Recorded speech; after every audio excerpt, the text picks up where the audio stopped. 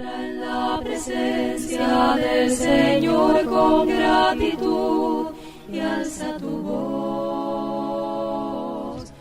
La tercera razón por escribir: os escribo a vosotros jóvenes porque habéis vencido al maligno. Esto en el versículo 13 también. El maligno, por supuesto, es el diablo. Es mencionado nuevamente en el capítulo 5 bajo este mismo nombre. En los versículos 18 al 19, sabemos que todo aquel que ha nacido de Dios no practica el pecado, pues aquel que fue engendrado por Dios le guarda y el maligno no le toca. Sabemos que somos de Dios y el mundo entero está bajo el maligno. De modo que el maligno es aquel que domina al mundo, es el enemigo de Cristo Jesús y de los hijos de Dios. Y nosotros, nos está diciendo aquí en este versículo, en el capítulo 2 y el versículo 13, dice que nosotros hemos vencido a aquel, hemos vencido al Dios de este mundo, al príncipe de este siglo. Estos hermanos como nosotros estaban conscientes de la batalla espiritual contra el maligno y sus huestes espirituales. Vencer al maligno es vencer al mundo del cual él es príncipe, según varios textos del Nuevo Testamento. Y esta verdad es muy importante en el contexto de no amar al mundo. Habéis vencido tiempo perfecto. Indica que ganaron la victoria en el pasado por medio del poder del Evangelio de Jesucristo y siguen gozando de esta victoria sobre el maligno. Por tanto, en el contexto les quiere animar a no dejarse vencer ahora por enamorarse del mundo, reconociendo que ese mundo es instrumento del maligno, que todo el mundo queda en el maligno. Por tanto, nosotros que lo hemos vencido, ¿por qué ahora ceder la victoria a aquel enemigo por ahora enamorarnos del mundo? No tiene sentido, y por esto nos está escribiendo con esta razón en mente. La cuarta razón, también en el versículo 13 del capítulo 2. Os escribo a vosotros, hijitos, porque habéis conocido al Padre. Si se trata de hijitos como menores de edad en contraste con los padres, o de hijitos menos maduros espiritualmente que los padres, o de toda la iglesia como hijitos, todos estos cristianos han logrado el mismo conocimiento espiritual que los padres. Conocen al Padre. Este conocimiento es fundamental, es vital para tener vida eterna. Cristo Jesús dice en Juan capítulo 17 y el versículo 3 que esto es la vida eterna. Conocer a Dios, al Dios único, y también a su Hijo Jesucristo. Juan 17 y el versículo 3. Todo cristiano legítimo tiene este conocimiento, aun como hijitos. Nuevamente no se trata solamente de tener información, saber información acerca del Padre, sino de conocerlo, de tener una relación íntima de confianza, de comunión con Él, como su Padre espiritual, de clamar Abba, Padre. Así que la relación con la exhortación es que, ya que ellos lo han conocido, y lo siguen conociendo, este conocimiento y la comunión que incluye les debe ayudar a no enamorarse del mundo, ya que conocen al Padre. ¿Cómo no lo van a amar? Conocerlo es amarlo. La quinta razón, ahora en el versículo 14. Os he escrito a vosotros, padres, porque habéis conocido al que es desde el principio. Aparentemente repite aquí este mismo punto que ya estudiamos para dar énfasis a la importancia de este conocimiento, especialmente tomando en cuenta, recuerde el significado de la palabra gnosko, gnosis. Conocedores, son conocedores. Ustedes, los verdaderos conocedores de aquel que es eterno. El tiempo perfecto del verbo señala nuevamente que no solamente llegaron a conocerlo en algún tiempo pasado, sino que este conocimiento persiste en ellos hasta el momento. Aparte de esto, puede comparar nuevamente la explicación en la segunda razón que ya estudiamos. Razón número 6. Jóvenes, también en el versículo 14. Os he escrito a vosotros, jóvenes, porque sois fuertes, y la palabra de Dios permanece en vosotros, y habéis vencido al maligno. En este caso, además de repetir lo ya declarado en cuanto a su victoria sobre el mundo, el apóstol Juan agrega 2 descripciones adicionales que explican, al menos en parte, esta victoria. Primero, sois fuertes. Segundo, la palabra de Dios permanece en vosotros. Estas 2 frases explican su victoria sobre el mundo. Primero, sois fuertes. No deben considerarse más débiles que el mundo, porque no lo son. No tienen por qué ceder al mundo, porque ustedes son fuertes, no débiles. Claramente el propósito es darles la confianza de seguir luchando y recordarles con la siguiente frase que estaremos estudiando, cómo lograron la fuerza espiritual que tienen. El cristiano no debe negar la fuerza que tiene, tampoco debe vanagloriarse, sino reconocer que la fuente de su fuerza es la de Cristo Jesús. Todo lo puedo en Cristo, que me fortalece. Es el poder de Dios el que actúa en nosotros, en su pueblo. Tenemos fuerza, pero esa fuerza es la del Señor. Considerad, por favor, algunos textos en la epístola del apóstol Pablo a los Efesios, en Efesios capítulo 1 y el versículo 19. Quiero que sepan, dice Pablo, quiero que entiendan, que llegue a su entendimiento, a su mente, cuál es la supereminente grandeza de su poder para con nosotros, los que creemos, según la operación del poder de su fuerza. La fuerza de Dios, supereminente grandeza de poder, el que obra en nosotros por medio de nuestra fe en Él. Somos poderosos, somos fuertes en el Señor. 3:20 del capítulo 3, versículo 20. Y a aquel que es poderoso para hacer todas las cosas mucho más abundantemente de lo que pedimos o entendemos, según el poder que actúa en nosotros. El poder de aquel que lo puede hacer todo mucho más abundantemente de lo que nosotros pedimos o entendemos. Ese poder actúa en nosotros. No somos débiles, somos fuertes en el Señor. Y luego la exhortación en el capítulo 6 y el versículo 10 de Efesios. Por lo demás, hermanos míos, fortaleceos en el Señor en el poder de su fuerza. Somos fuertes, fortalecidos en el poder, en la fuerza del Señor. Os escribo, jóvenes, porque sois fuertes. Tienen fuerza espiritual. No son más débiles que el mundo. Pueden luchar, pueden vencer, son vencedores. Y la palabra de Dios permanece en vosotros. Esta es la fuente de fuerza para luchar contra el mundo y vencerlo.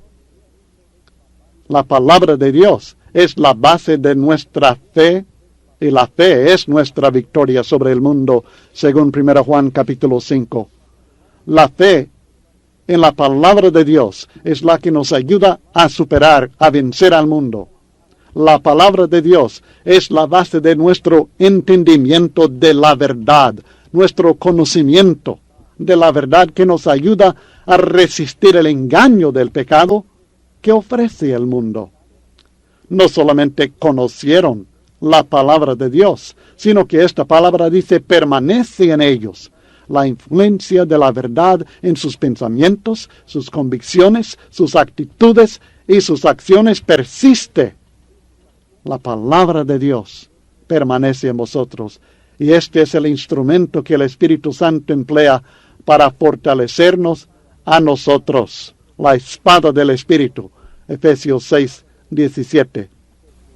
Es necesario usar esta palabra para llegar a ser fuertes. Y estos cristianos practicaron lo que conocieron. La palabra estaba permaneciendo en ellos. Algo que siempre debemos tomar en cuenta es que una de las amenazas más poderosas contra la vida espiritual del cristiano en su comunión con Dios es el mundo. Antes nosotros andábamos de acuerdo con el mundo según Efesios 2:12, pero ahora pertenecemos a nuestro Padre Celestial, no al príncipe de este mundo. Por esto nos escribe en 1 Juan 2:15 al 17. No améis al mundo. No améis al mundo, ni las cosas que están en el mundo. Si alguno ama al mundo, el amor del Padre no está en él. Porque todo lo que hay en el mundo, los deseos de la carne, los deseos de los ojos y la vanagloria de la vida, no provienen del Padre, sino del mundo. Y el mundo pasa, y sus deseos, pero el que hace la voluntad de Dios permanece para siempre. ¿Qué es el mundo? La palabra mundo tiene varios significados en las Escrituras, pero en nuestro estudio en 1 Juan, el mundo en síntesis es todo asunto de este mundo que nos aleja de la comunión con Dios, de la verdad de Dios y de la vida que Dios desea que vivamos.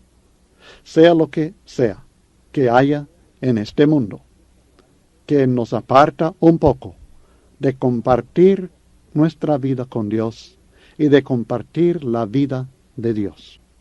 Cualquier cosa que haya, cualquier relación, cualquier asunto de este mundo que me aparta un poquito de la verdad de Dios a otros modos de pensar, a otros conceptos, filosofías, esto es el mundo.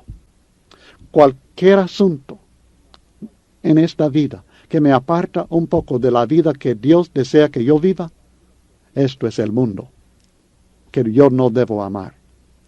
Específicamente en este texto abarca las cosas que están en el mundo, que se definen más exactamente como los deseos de la carne, los deseos de los ojos y la vanagloria de la vida, y estaremos considerando cada uno.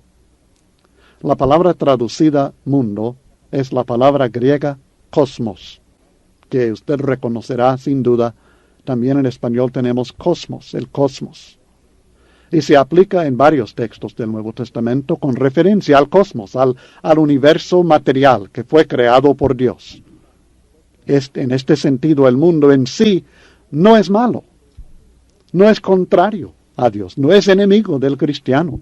Al contrario, el cosmos, el universo material, está dando gloria a Dios, está cumpliendo el propósito de Dios.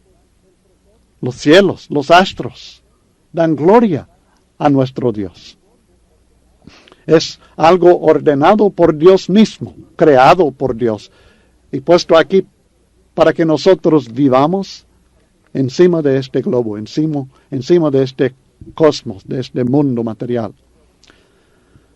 Cosmos, mundo, también se aplica en algunos casos en la Biblia a los habitantes del mundo, o sea, la raza humana en general. En la mayoría de estos casos se trata de los seres humanos que están alejados de Dios por causa del pecado. Este es el mundo en el cual estaba el Verbo, según Juan 1:10, y el mundo por él fue hecho, pero el mundo no le conoció, hablando de los seres humanos. Este es el mundo que Dios amó. Es por este mundo que Dios entregó a su Hijo Jesucristo para ofrecerle la salvación. Este es el mundo que Dios desea que tenga fe en Él y en su Hijo Jesucristo. Frecuentemente este mundo no solamente está alejado de Dios, sino también es enemigo de Dios y del pueblo de Dios. Pero en muchos textos, el mundo incluye los bienes materiales, las riquezas, los placeres, las ventajas carnales, los valores morales y espirituales degenerados de esta vida terrenal. Estos son enemigos peligrosos del cristiano. Y cuando hablamos en detalle del mundo, de cómo nosotros lo utilizamos en nuestro estudio de 1 Juan detalladamente, y esto es lo que incluye la palabra mundo. Incluye los bienes materiales, las posesiones, las riquezas, los placeres que hay, que atraen al cristiano y lo llevan lejos de Dios, placeres que no son santos, las ventajas carnales que hay, los valores morales que son muy ajenos a los valores establecidos por Dios para la vida moral del ser humano, los valores espirituales degenerados que nos llevan lejos de la verdadera espiritualidad, del Dios verdadero y de la religión verdadera. Todo esto es el mundo cuando hablamos en detalle de este enemigo del cristiano. De todo esto, el cristiano debe guardarse. Dice Santiago en el capítulo 1 y el versículo 27, que la religión verdadera incluye el guardarse sin mancha del mundo, no mancharse con estas ideas, con estas prácticas, con estas actitudes, con estos valores, con esta degeneración del mundo. Debe guardarse el cristiano. Es sobre este aspecto del cosmos, del mundo, que el diablo es príncipe, como el maligno. El diablo no reina sobre la creación, es decir, el universo físico, el mundo natural, el universo creado por Dios. El diablo no reina tampoco sobre todos los habitantes del mundo. Él no es el rey en este sentido, pero sí tiene potestad sobre las cosas que están en el mundo y la sabiduría que hay del mundo. Y él utiliza estas cosas para engañar, para seducir, para enamorar y para destruir a los hijos de Dios. Cuidado, cuidado, nos dice Juan. No debe amar al mundo, porque este mundo sirve al diablo. Es instrumento del diablo para engañarlo, para seducirlo, para enamorarlo, para destruirlo espiritualmente, para destruir su comunión con Dios. Y nos explicará la razón por qué. Utiliza la palabra amar, no améis al mundo. Y esta palabra es la que hemos conocido ya, agapao, agape, y significa desear lo mejor para alguien y estar dedicado, devoto a esta persona o cosa o concepto como lo más importante en su vida. Lo que amamos es para nosotros lo más importante. Lo que amamos en este sentido es aquello al cual estamos dedicados. Lo que amamos es algo que hemos decidido seguir.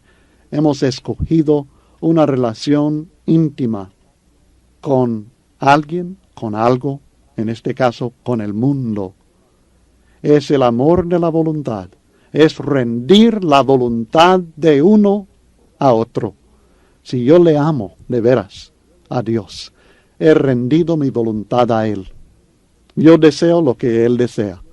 Si yo le amo a mi esposa, yo he rendido mi voluntad a ella. No primero lo que yo quiero, sino primero lo que ella quiere. El amor al mundo es esto mismo.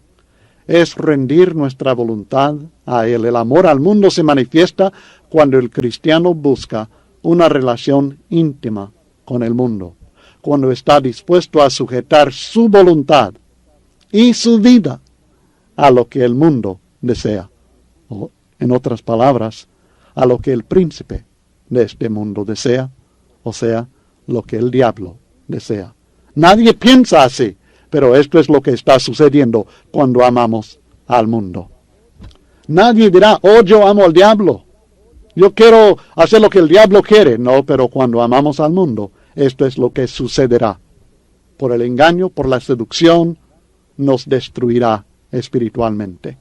Y cumpliremos con su voluntad, no con la de Dios. Ahora queremos tratar de ver alguna aplicación específica en cuanto a esto de amar al mundo. Es decir, el principio que el amor al mundo se manifiesta cuando el cristiano busca una relación íntima con el mundo y cuando está dispuesto a sujetar su voluntad y su vida a lo que el mundo desea. Por ejemplo, la Biblia nos dice en Lucas capítulo 11 y el versículo 43 que algunas personas aman la fama que se ofrece en este mundo. En su exhortación o reprensión, mejor dicho, de los fariseos, en Lucas capítulo 11 y el versículo 43, él les dice: «Ay de vosotros, fariseos, que amáis las primeras sillas en las sinagogas y las salutaciones en las plazas». Estos fariseos amaban estas cosas. Ellos amaban la fama, amaban los elogios que recibían de las personas, amaban el sentarse en un lugar de preeminencia, amaban ellos recibir una salutación en las plazas, reconociendo quiénes eran ellos y lo que habían logrado. Y debido a lo que amaban, ellos vivían de cierta manera. Ellos actuaban de cierta manera en base a su devoción a estas cosas. Hay otras personas que aman las riquezas que hay en este mundo. En Lucas capítulo 16 y el versículo 13, en el contexto hablando acerca de las riquezas injustas, declara: «Ningún siervo puede servir a dos señores, porque o aborrecerá al uno y amará al otro, o estimará al uno y menospreciará al otro. No podéis servir a Dios y a las riquezas». La persona que ama como amo las riquezas no puede amar como amo a Dios.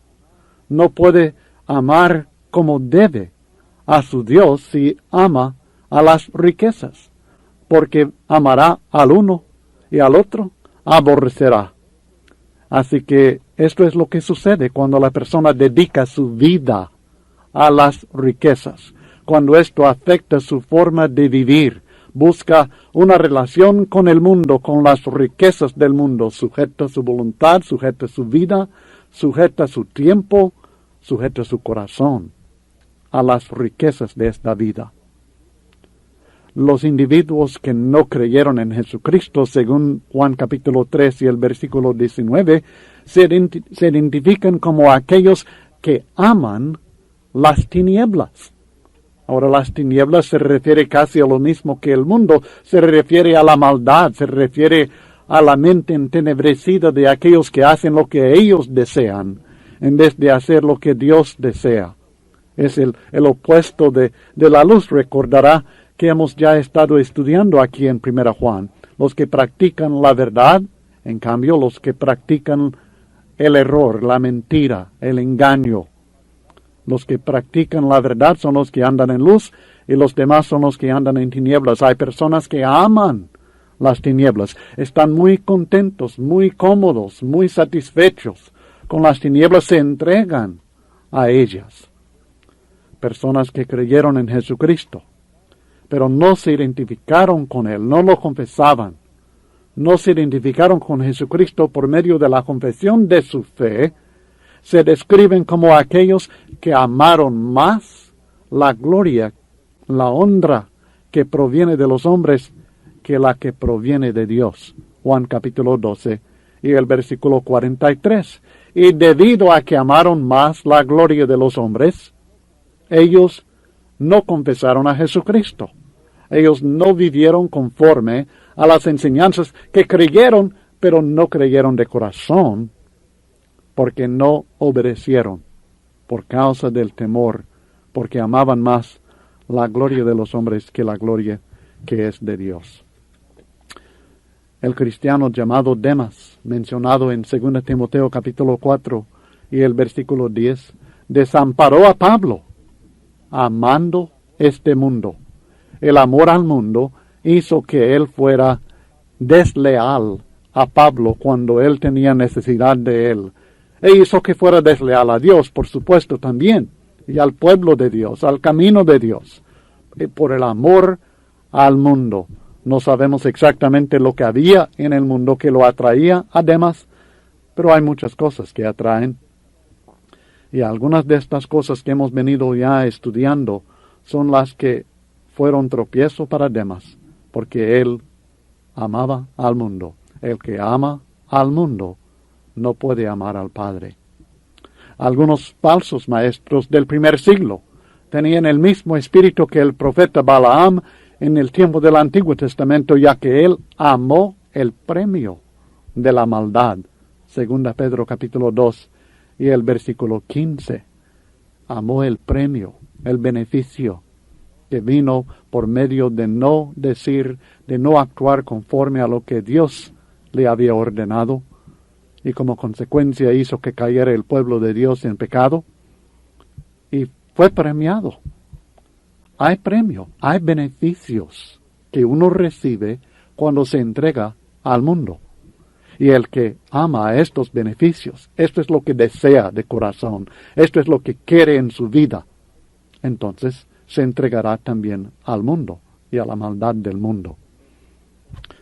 Muchas veces nosotros en el pueblo de Dios nos preocupamos mucho por exhortar a nuestros hermanos a no ser engañados por enseñanzas erróneas, por doctrinas y prácticas religiosas que están ajenas a las Escrituras, que van más allá de lo que está escrito, que no incluyen algunas de las instrucciones o mandamientos que Dios ha establecido, o que contradicen directamente lo que Dios ha ordenado en su palabra. Y esto es muy importante, y el apóstol Juan toca este punto más adelante. En los versículos 18 en adelante estaremos estudiando acerca de la prueba doctrinal. Pero muchas veces nosotros creemos que la amenaza más tremenda que tenemos en la iglesia del Señor como cristianos, que si alguien se va a desviar es porque se va a desviar tras una doctrina religiosa falsa. Y damos mucho énfasis a rescatar a las personas de las doctrinas falsas que están ahora practicando, para que conozcan la verdad del Evangelio y obedezcan y sean salvos. Y es muy importante, importantísimo, es esencial esto.